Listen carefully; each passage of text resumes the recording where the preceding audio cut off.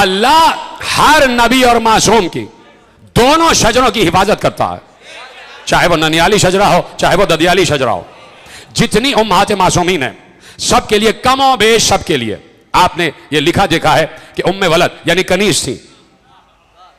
ये फला इमाम की उनकी मां उनकी वालिदा ग्रामी उम्मे वलद कनीज, उनकी वलद वालिदा कनीज, और खुद जो हमारे हुज्जत ज़माना की वालिदा ग्रामी है उनके लिए भी लिखा है कनीज। ठीक है। जनाबे यज़्द जर्द की दुख्तर इमाम ज़ैनुल आबिदीन इस्लाम की वालिदा उनके लिए भी लिखा है कनीज। ठीक है। कहा भाई ये सब कनीजें थी। अच्छा, फिर ये कि पैगंबर खत्मी मर्तबत अहमद मुस्तफा मोहम्मद मुस्तफा सल्लल्लाहु अलैहि वसल्लम की एक ज़ौजाए गरामी जिनसे दो बेटे पैगंबर के हुए, दो बेटे पैगंबर के हुए, जनाब अब्दुल्ला जनाब कासिम, उनकी वालिदा गरामी जनाब मारिया क़िब्तिया, वो भी मिस्री कनीज। तो कहा भाई तो कनीज के बेटे हैं, कनीज के बेटे, कनीज के बेटे। ठीक है। ये चीजें मैंने आपके सामने गिनवा दी। पहुंच गई ना बात। अब बात यह है कि ये सिलसिला जो कनीजों का आ रहा है और जो सिलसिला इस्मत में नाम आता है कनीज, तो कनीज का नाम क्यों आ रहा है और ये लफ्ज कनीज क्यों आ रहा है? इसकी एक वजह तो यह है, अभी मैं साबित करूंगा। एक वजह यह है कि कनीज के लिबादे में उनके रुतबों को छुपाया गया ताकि ये कनीज नजर आए और किसी की निगाह उन पर न पड़े, और अल्लाह यूं उनकी हिफाजत भी फरमाता रहा। एक वजह तो ये हो गई। अब दूसरी वजह, और वो मैं एक रिवायत से आपके हवाले करता हूं अगर आपके पास टाइम है तो। सुन रहे हैं आप? अब ये सिलसिला जो मासूमीन का है ये उलिल अम्र का सिलसिला है, ये साहिब अम्र का सिलसिला है, ये मालिक अम्र का सिलसिला है, ये साहिब मुल्क व मलकूत का सिलसिला है, ये इल्म खुदा के वारिस का सिलसिला है, ये इल्म कुरान के वारिसीन का सिलसिला है, ये खुदा के मुल्क के नाज़िमीन का सिलसिला है, ये मुर्दे को जिंदा, जिंदा को मुर्दा करने वालों का सिलसिला है, ये कायनात के हर अम्र पर मुतसर्रिफ लोगों का सिलसिला है, ये बादशाहों का सिलसिला है कि जिनके लिए मैं कह चुका कि उन्हें तख्त की जरूरत नहीं है। ये ऐसे बादशाहों का सिलसिला है, इतने बड़े बड़े बादशाह। तो इनकी वालिदा के नाम में कनीज, तो इस लफ्ज कनीज से कोई धोखा ना खाए और ना कोई इनके मर्तबे में कमी करने की कोशिश करे। ठीक है। अब ये इतने बड़े बड़े सिलसिले, इतने बड़े बड़े बादशाह हैं और मां के नाम में कनीज आ रहा है, तो कनीजों से ये ना कहा जाए कि भाई कहां से आ रही थी, कौन सी कहां से आई। अब मैं आपके हवाले रिवायत कर देता हूं। जनाब इब्राहिम जो खलीलुर रहमान, खलीलुल्लाह के नाम से याद किए जाते हैं, जनाब इब्राहिम जिस दौर में जवान हो रहे हैं, तो उस दौर में आपको पता है कि नमरूद का पूरा एक सिलसिला है कि जिसने खुदाई का और उलूहियत का ऐलान कर दिया कि मैं खुदा हूं। नमरूद बिन कोश, उसका पूरा सिलसिला है और उसने पूरी खुदाई में अपनी खुदाई का ऐलान कर दिया। जनाब इब्राहिम जब 31 बरस के हुए तो नमरूद के सामने आ गए और फिर वो तबलीग का सिलसिला शुरू हो गया। और फिर उसके बाद जब 50 बरस के हुए तो जनाब इब्राहिम को वो मामला के जो आग वाला मामला था कि जब 51 बरस के हुए तो आग में फेंका गया। जनाब इब्राहिम 40 दिन आग में रहे, और 40 दिन चलो दूसरे दिन जला देती, तीसरे दिन जला देती, 40 दिन जनाब इब्राहिम आग में रहे। और उसने ऐसे ही नहीं, चलिए आपके हवाले जुमला करता हूं, अल्लाह अकबर। देखिए कहा जाता है कि ये क्या मुबालगा कर रहे हैं आप कि 72 के मुकाबले में 9 लाख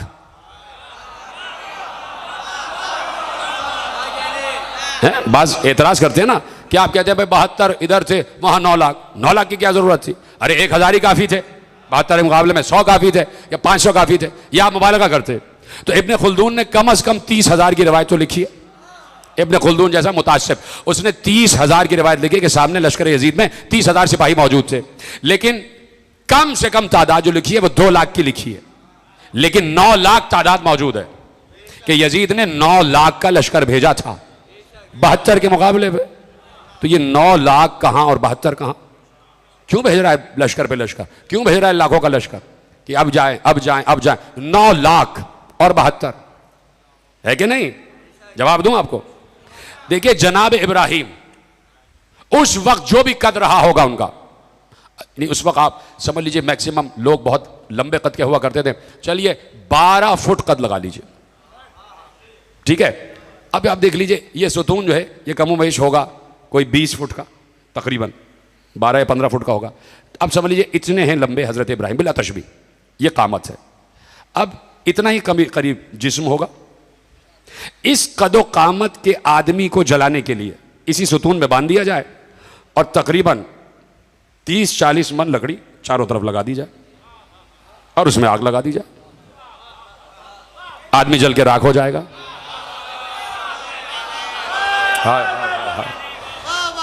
ये इतनी लकड़ियां कि पूरी मुमलिकत के 6 लाख लोगों से कहा कि लकड़ियां लाओ और रखते जाओ, लाओ और रखते जाओ, और इतनी तवील कि तकरीबन 6 मील दूर लकड़ियां फैल गई और लकड़ियों का अड़म लग गया और जनाब इब्राहिम बीच में। 6 मील इधर, 6 मील उधर, 6 मील उधर, 6 मील उधर, लकड़ियां ही लकड़ियां और अड़म लगा हुआ लकड़ियों का। भाई मैंने कहा ना कि तकरीबन 3-4 मन की लकड़ियां ही काफी थी। ये मनों टनों लकड़ियां, हजारों मन लकड़ियां, सारी मुमलिकत के लोगों से कहा लाओ लकड़ियां जमा करो, लकड़ियां जमा करो। और फिर जब देखा कि भाई वो इब्राहिम खड़े, वो खड़े में आखिर में बिल्कुल इस गली के कोने में वो खड़े हुए, और यहां से वहां तक लकड़ियां ही लकड़ियां, आग लगा दी। अब इब्राहिम को फेंका कैसे जाए आग में, जो जाए वो खुद जल जाए। तो मिंजनीक से फेंका गया ना, तो इब्राहिम परवास करते हुए गए ना मिंजनीक से, तो जितनी देर परवास कर रहे थे उसी में जिब्राइल भी नाजिल हो गए। जिब्राइल परेशान हो गए, परवरदिगार तेरा बंदा आग में जा रहा है, कुछ तो कर, कुछ तो मदद कर। कहा जाओ तुम पूछ लो इसको मदद की जरूरत है।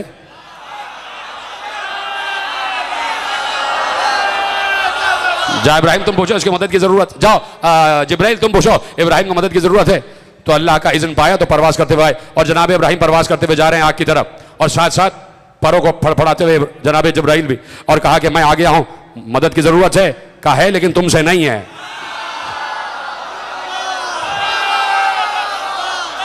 मदद की जरूरत तो है लेकिन तुमसे नहीं है। अब जिससे थी पता चल जाएगा, जो आग को गुलजार बना दे, इसका मतलब है कि इब्राहिम को उसी की मदद की जरूरत थी। बहुत आसानी से सुना आपने जुमला। अब जा रहे हैं परवास करते हुए, तो मैं सिर्फ यह बताना चाहता हूं उन 9 लाख पर एतराज करने वालों पर, मैं सिर्फ यह एतराज करना चाहता हूं कि इतनी लकड़ियों की क्या जरूरत थी। 3 मन लकड़ियां काफी थी, 3 मन, 3 मन लकड़ियां काफी थी जलाने के लिए। इतनी लकड़ियां, हजारों मन लकड़ियां क्यों? तो जवाब सिर्फ यही है कि जब बातिल हक से बहुत ज्यादा खौफजदा हो जाता है तो वो बड़ी शिद्दत से हमला करता है, चाहे बातिल एक हो चाहे हजारों की तादाद में हो, का वो शिद्दत से हमला करता है। तो यहां इब्राहिम को जलाना मकसूद नहीं था, यहां इब्राहिम को दहशत जदा करना मकसूद था कि शायद इतनी लकड़ियां देख के ईमान ले आए मुझ पर, शायद नमरूद की खुदाई को मान ले। आप समझे आप? तो जनाब इब्राहिम को फेंक दिया आग में। तो 40 दिन आग में रहे, 40 दिन। अब ये तो मैंने जुमला मोतरज़ा आ गया तो मैं आपके हवाले किया, असल मकसद पे आता हूं।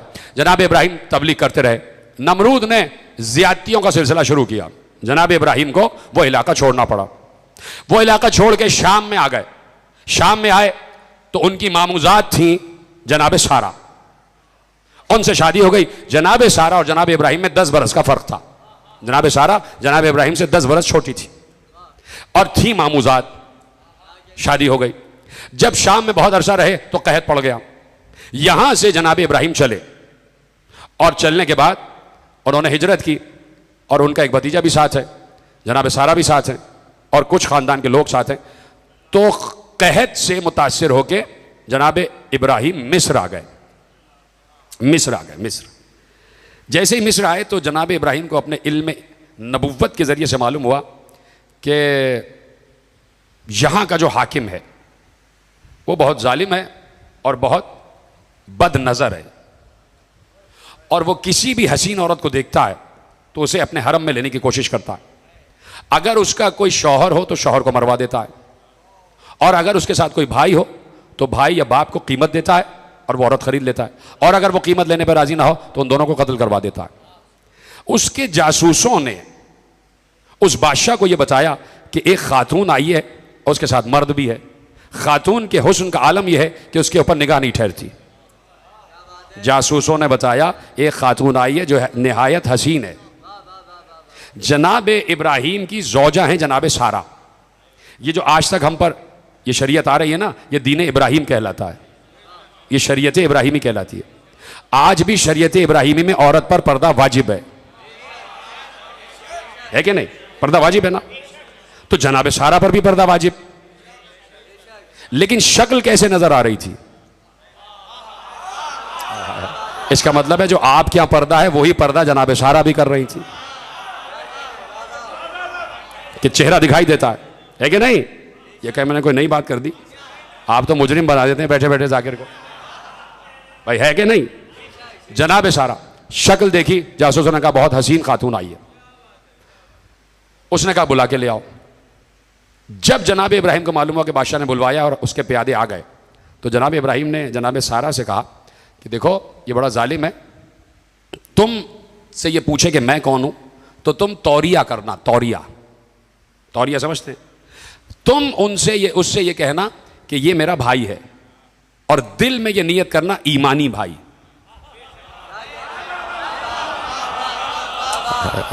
तौरिया समझते हैं? तौरिया देखिए, एक है तकैया और एक है तौरिया। किसी को कोई कत्ल करके भागा, अली सामने बैठे हुए थे, तो लोगों ने पूछा कि यहां अभी अभी कोई गया है, आपने देखा है? अली खड़े हुए थे, कहा यहां कोई गया है, देखा है? अली बैठ गए और कहा जब से बैठा हूं तब से नहीं देखा।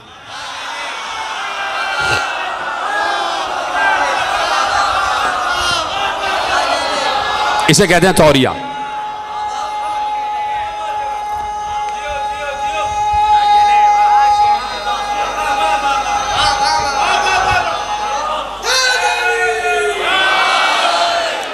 सलामत रहें आप।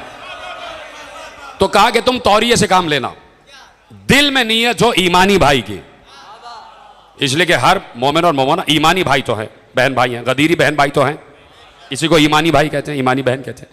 कहा दिल में यह नियत करना कि ईमानी भाई, और जहन में यही हो कि जाहिर सी बात है कि भाई हैं, शौहर हैं। कह दिया अच्छा। जैसे ही जनाब सारा दाखिल हुई तो वो भी हुस्न से मुतासिर हो गया, तो उसने कहा ये तुम्हारा कौन है? जनाब सारा ने कहा मेरा भाई है, और दिल में नियत थी ईमानी भाई। उसने अपने खिलवत कदे में गया और जनाब सारा को बुलवा लिया। जनाब इब्राहिम जाहिर सी बात है इल्म नबूवत से देख रहे हैं कि क्या होने वाला, और जनाब सारा भी चूंकि ज़ौजाए नबी है तो उनको भी पता है कि क्या करना है। जैसे ही खिलवत कदे में दाखिल हुए, उस बादशाह ने जनाब सारा की तरफ हाथ बढ़ाया, उसका हाथ शल हो गया, उसका हाथ शल हो गया। जैसे ही हाथ मफलूज हुआ, समझ गया कि कोई मामला है और ये खातून कोई रूहानी खातून है। उसने कहा कि मैंने गुस्ताखी की है, मैं माफ़ी चाहता हूँ, दुआ करो कि मेरे हालत दोबारा ठीक हो जाए। जनाब सारा ने दुआ की, उसका हाथ ठीक हो गया।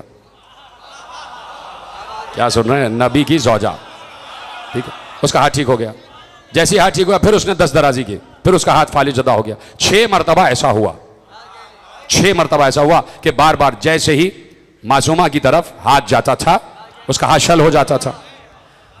एक बार गुस्से में आके कहता है कि तुम जादूगरनी हो, समझे आप? यानी आज तक भी ये रवैया है ही कि अज़ादारी को मौजज़ा नहीं जादू कहते हैं। भाई नबी से अबू जहल ने कहा कि भाई लोगों ने कहा कि ये मौजज़े दिखाता है, दरख्त को उड़ा लेता है, संगरेजे इसके हाथ पे आके बात करते हैं, जानवर बोलने लग जाते हैं, तई उलझ करता है, ये बड़ा जादूगर है। तो किसी जादूगर ने कहा ये जादूगर बहुत बड़ा हो सकता है, लेकिन ये बात है कि जादूगर का जादू जमीन पर तो चलता है, आसमान पर नहीं चलता। कहा तो क्या करें? तो अबू जहल से कहा कि अब जब मुस्तफा आए तो कहना चांद को 2 टुकड़े करके दिखाओ।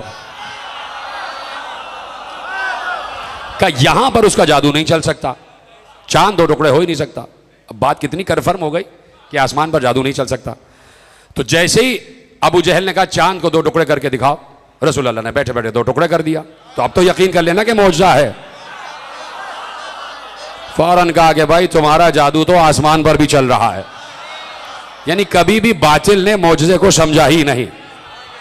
तो जैसे ही जनाब सारा 6 मरतबा हाथ इसका शल हुआ, तो उसने कहा कि भाई मुझे तो तुम जादूगर नहीं लगती हो, तुम साहिरा लगती हो। अब जनाब सारा जलाल में आके कहती है कि एक मरतबा उसको लान किया, तानो तशनी की, और कहा सुन और दुश्मन खुदा, मैं न साहिरा हूं न जादूगर हूं, मैं नबी की ज़ौजा हूं। और जो बाहर इब्राहिम खड़े हैं वो मेरा शौहर है, और उसके हुक्म पर मैंने कहा था कि वो मेरा भाई है, और हम अल्लाह के नुमाइंदे हैं, अल्लाह की तरफ से मनसूस मखसूस, अल्लाह का मुस्तफा नबी है, और अल्लाह ने उसे वही से नवाजा है, अल्लाह ने उसे मौजज़ात से नवाजा है। जैसे ही उस बादशाह ने सुना, फौरन एक बार कहता है कि मैं तुम पर भी ईमान लाया, तुम्हारे शहर पर भी ईमान लाया, और बहुत आओ भगत की, बहुत अदब एहतराम किया, बात खत्म हो गई। जैसे ही जनाब इब्राहिम और जनाब सारा जाने लगे, बादशाह ने रोका, और रोक कर अपनी बेटी को बुलाया, शहजादी को बुलाया। बादशाह ने शहजादी को बुलाया, अपनी बेटी को बुलाया। बेटी का नाम था हाजरा।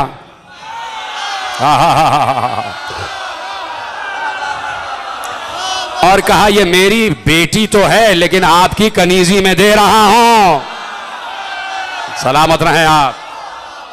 आ गई दलील आपके पास, कहा है मेरी बेटी लेकिन आपकी कनीजी में जाएगी। आप समझो कि जिस नस्ल में मासूम को आना होता है, उस नस्ल की हर मां होती शहजादी है, लेकिन बन के कनीज ही आती है। जनाब उम्मुल बनीन अपने घर की शहजादी थी, बच्चों से कहा कि मां ना समझना, कनीज बन के आई हूं।